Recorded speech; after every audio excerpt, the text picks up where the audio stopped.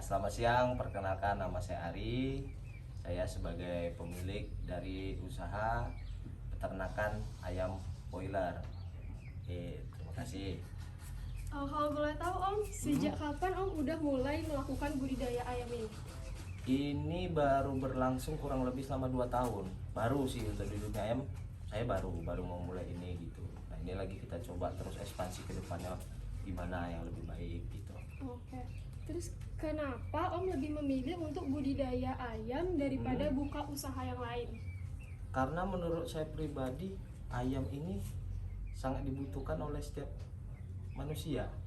Karena bukan hanya untuk kita, ya contohnya kayak pedagang kaki lima yang jualan, yang punya usaha yang lain gitu, pasti membutuhkan ini. Nah, jadi menurut saya ini peluang yang sangat bagus daripada usaha-usaha yang lain gitu. Oke, dalam 2 tahun perjalanan usaha ternak ayam, Om udah ada nggak sih ngalamin kendala dalam usaha ini? Ada banyak. Pertama, kendala kita itu untuk sektor penjualan ya, untuk sektor penjualan ya, kadang kita kan bermitra dengan perusahaan gitu. Jadi kendala kita itu bisa panen kadang-kadang. Jadi panen itu kita minta DO-nya misalkan 5.000 ekor untuk hari ini, malam ini ternyata cuma masuk 1.000 kayak gitu. Nah, itu kan termasuk kendala juga buat kita. Nah, terus pakan, misalkan kita minta hari ini 100 sak, ya ternyata cuma datang 50 atau nggak datang besoknya malah. Itu kan salah satu kendala buat kita. Kalau untuk sektor yang kendala lain, insya Allah selama ini belum pernah terjadi yang aneh-aneh lah begitu. Oke, jadi kalau untuk kendala-kendala yang biasanya sering muncul, gimana antisipasi atau cara Om mengatasi kendala-kendala itu? Biasanya kalau untuk sektor pakan itu kita antisipasi, kita lihat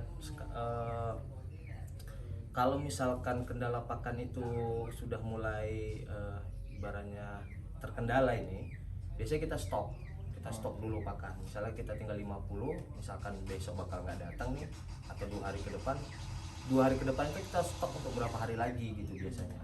Jadi insya Allah kalau untuk pakan aman begitu. Nah, kalau untuk yang lain, kendala yang lain bisa kita atasi sesimpel mungkin lah kalau bisa begitu, tidak ada banyak ini gitu kurang lebih. Oke, jadi dari kebutuhan ayam yang beragam ini, berapa estimasi biaya yang biasanya dikeluarkan untuk perawatan dan pakannya? Kalau untuk satu periode itu sekitar 35 hari. Itu kalau kita untuk operasional ayam seperti kita beli bibit, pakan, obat-obatannya, vitamin dan lain-lain itu, dan untuk upah pekerja juga, untuk gaji karyawan juga, itu kurang lebih sekitar 110 jutaan kurang lebih satu periode. Satu periode itu sekitar 35 hari ya. Iya. Kurang lebih ya. Estimasi biaya itu udah termasuk vaksin atau masih Udah. Jadi kalau vaksin itu bukan seperti yang dulu. Kalau dulu vaksin itu kan ayam masuk di tempat, di sini divaksin gitu kan. Kalau sekarang vaksin itu udah dari PT langsung, jadi bibit masuk itu udah divaksin duluan gitu. Udah divaksin duluan. Oke, dengan estimasi biaya sekitaran segitu, berapa kali Om memberikan makanan buat ternak-ternaknya? Kalau pakan pasti tiap hari ya. Kan tidak mungkin nggak dikasih makan. Itu setiap hari. Nah, kalau jumlah total pakannya itu dalam satu periode kita 35 hari itu sekitar 2.700-an sak. 2.700 sak kurang lebih selama 35 hari gitu, satu periode. Kalau untuk jumlah pekerja yang bekerja di peternakan ini? Kalau untuk pekerja sebenarnya nggak banyak di sini. Kalau untuk ABK pekerja sendiri itu kita cuma 3 orang loh di sini. Jadi kepala kandangnya itu 1, kemudian pembantu kepala kandang ini ada 2, ABK namanya, anak buah kandang. Nah, itu cuma kerja 3 orang ngurusin 50.000 ekor ini. 3 orang. Nah, beda pekerja yang harian, seperti misalnya ngerok kotoran ayam, bersihkan kandang, itu beda. Gitu. Kalau mau di total itu ya pekerjanya bisa ada 20 sampai 30 orang ya untuk membersihkan itu ketika habis ayam gitu. Pengeluaran yang tadi Om sebutkan itu udah termasuk nggak buat menggaji karyawan Sudah yang semua. harian gitu-gitu udah Sudah termasuk? termasuk itu. Oke. Oke, jadi kalau dengan estimasi biaya yang segitu, berapa kira-kira income yang Om terima, income bersih setiap periode? Kalau income bersih itu sebenarnya kita tergantung ya hasil dari pemeliharaan kandang kita berapa gitu. Jadi kalau biasanya itu kalau misalkan kita lagi bagus, income bersih kita bisa sampai 200 sampai 300 juta bersih kita. Itu sudah dipotong yang 100 juta tadi untuk operasional gitu. Tapi tergantung hasil. Kalau hasil kita pada saat itu turun, tonase kita ya bisa di bawah itu gitu. Oke, dengan income yang sebesar itu, Om pernah nggak rugi atau misalnya gagal panen gitu? Kalau untuk itu insya Allah belum. Kalau untuk kerugian yang gitu belum. Cuman ya paling tidak misalkan kita tidak sampai gagal panen, tapi kerugian kita tuh hanya dalam bentuk tonase yang kurang. Kalau untuk panen tetap panen, kita terima hasil tetap terima hasil, cuma tidak sebesar yang biasa kita dapatkan gitu. Itu faktornya apa? Tanahnya bisa berkurang? Biasanya tuh faktornya tuh sakit. Oh, ada sakit. Jadi ayam itu biasanya masuk itu ada yang kecil, bahasa kami kerdil. Nah itu dia telat untuk kembang. Nah terus kadang ada yang vaksinnya nggak pas, tapi kan vaksinnya kan di sini ayam. Nah itu biasanya nggak pas, dia kelepek mati kayak gitu. Nah biasanya begitu. Ada yang dipengaruhin sama, intinya semua tergantung bibit sama pemeliharaan kita gitu. Nah terus di dalam kandang juga berpengaruh kan. Jadi kalau biasanya berkurang hasil itu karena itu gitu. Jadi nggak sampai biasanya tonase kita yang bagus sampai sekian ratus ton, nah ini di bawahnya. Jadi kan hasil ngikutin gitu. Hasil kita sebenarnya tergantung sama tonase. Tonase besar hasil, kecil ya kecil. Tuh kurang lebih. Oke, dengan jumlah hewan yang cukup banyak, biasanya Om memasarkan ayam-ayam ini tuh kemana? Kalau pasar kita nggak pernah masarkan. Karena kita sudah bermitra sama perusahaan, nah itu mereka yang mengambil semua gitu. Jadi kita permintaan misalnya hari ini kita minta 5.000 ekor untuk panen, ya itu dari perusahaan udah ngirimkan mobil, siapa aja yang ngambil nanti udah berangkat semua gitu. Kurang lebih begitu sih. Kalau untuk kotoran hewan itu biasanya Om manfaatin untuk apa? Kalau kotoran dari kandang ini sendiri biasanya saya jual. Karena ya kita juga perlunya paling sih 5-10 karung ya untuk tanaman kita sendiri kan, nggak banyak. Jadi selebihnya ini ya untuk apa sama kita, jadi akhirnya kita jual. Jadi ada pangsa pasarnya sendiri, ya lumayan kita untuk nambah untuk operasional juga gitu. Oke, yang terakhir, suka dan duka dalam melakukan usaha ini. Suka dan duka. Kalau sukanya ya pasti karena penghasilan ya. Karena omset yang ditawarkan cukup bagus tiap periode, tergantung kita ngelola ya. Ya kalau dukanya pun sebenarnya sama aja. Begitu. Kalau kita tidak bisa melihara ayam ini dengan baik, ya otomatis kita tidak mendapatkan hasil lebih. Itu sih dukanya kalau menurut saya. Tapi kalau untuk sektor yang lain sih saya rasa tidak ada begitu berpengaruh lah. Gitu, kurang lebih. Ayo beberapa temenin lah, masa sendiri. Nah, jadi ini namanya Roxer. Jadi Roxer ini tempat masuk pakan. Jadi pakan dari sini kita tuang kemarin. Ini kapasitasnya 150 kilo untuk 3 sak. Jadi pakan masuk ke sini. Ini jalan disebarkan oleh pipa-pipa ini semua nanti ini tempat pakan.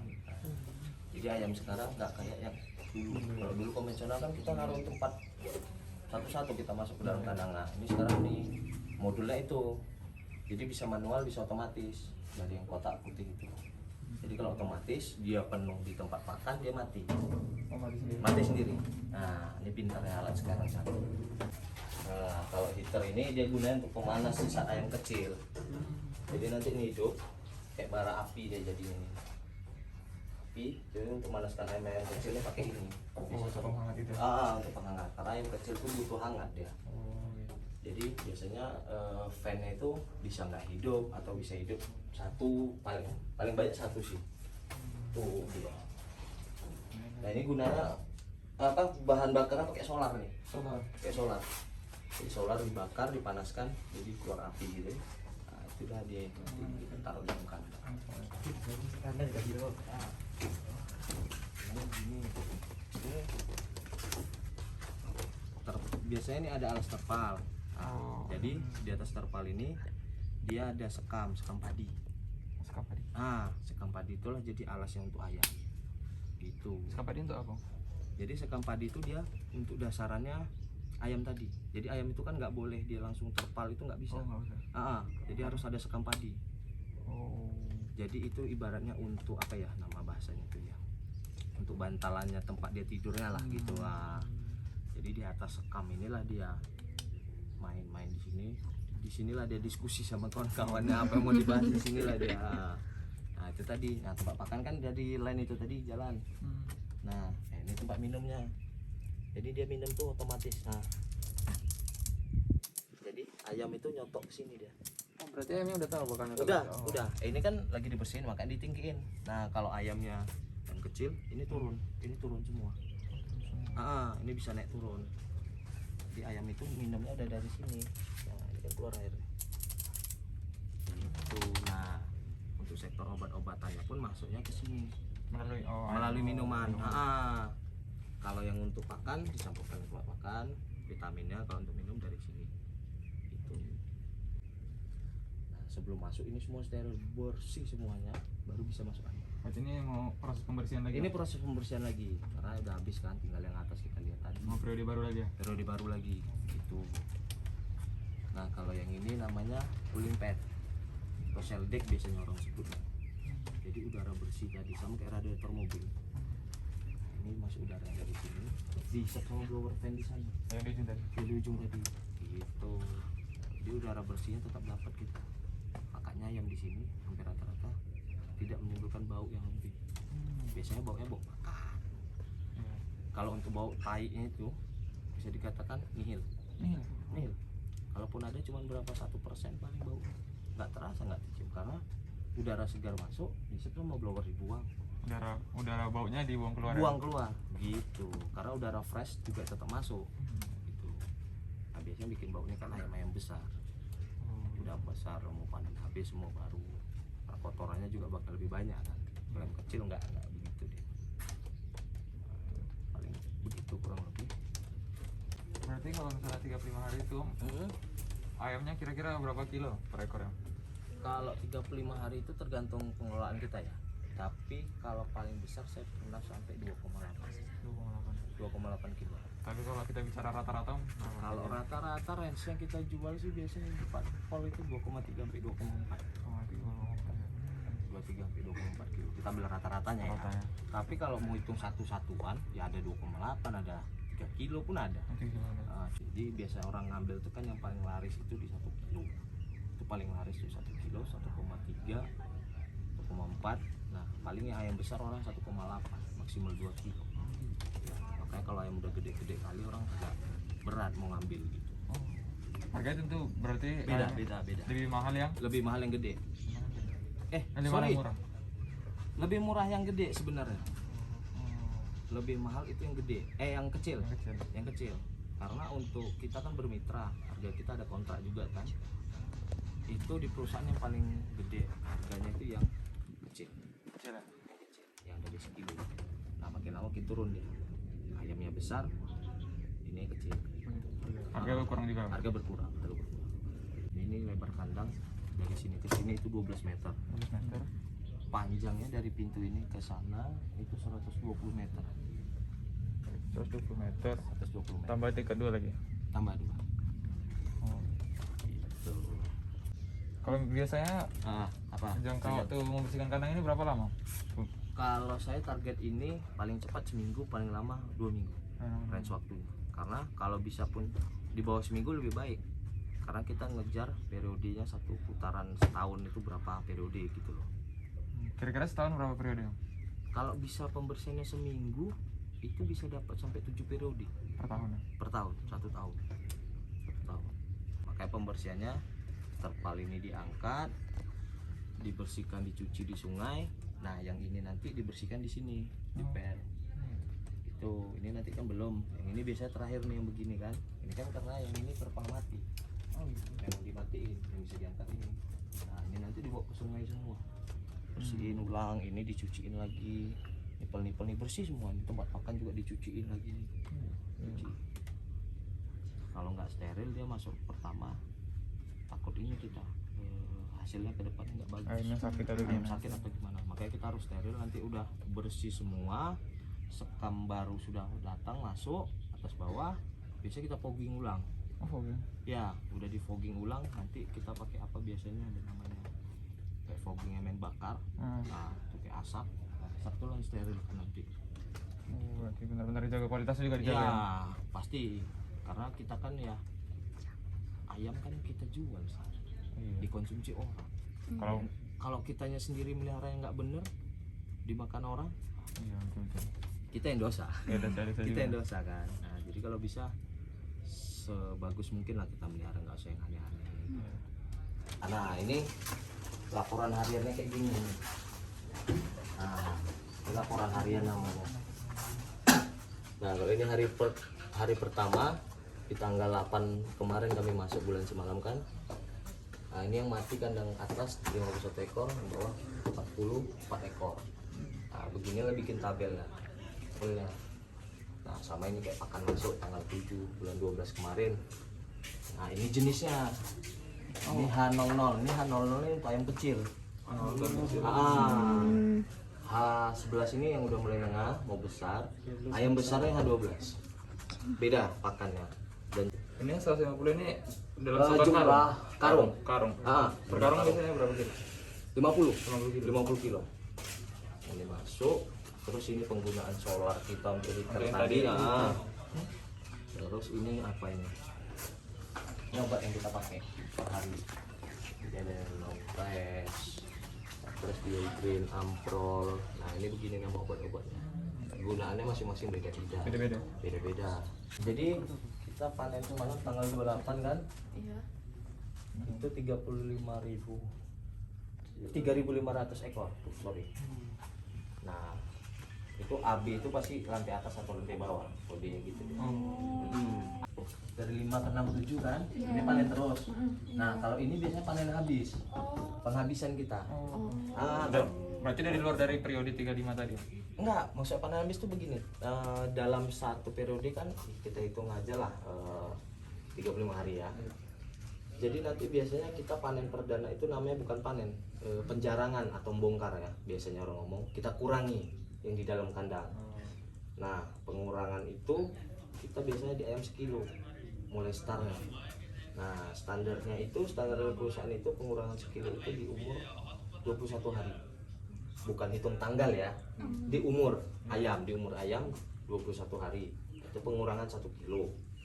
Pengurangan 1 kilo itu tergantung request kita. Mau panen berapa nih? Biasanya saya bukanya 5.000 bawah, 5.000 atas, 10.000 pengurangannya. Nah, terus nanti kita lihat berapa hari ke depan. Kalau ayam kita pertumbuhannya bagus, ya kita buka. Orang ngambilnya sukanya di ayam berapa? 1.3, 1.4. Nah, biasanya saya buka ke 1.3. 1.3 kita panen lagi. Buka berapa lagi. Nah, kalau yang udah tanggal mepet-mepet gini itu, nah biasanya itu sudah kita penghabisan mau 35 hari.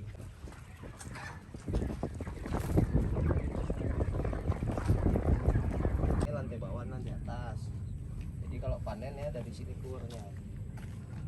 Jadi ayamnya dimasukin karung, baru dimasukin keranjang.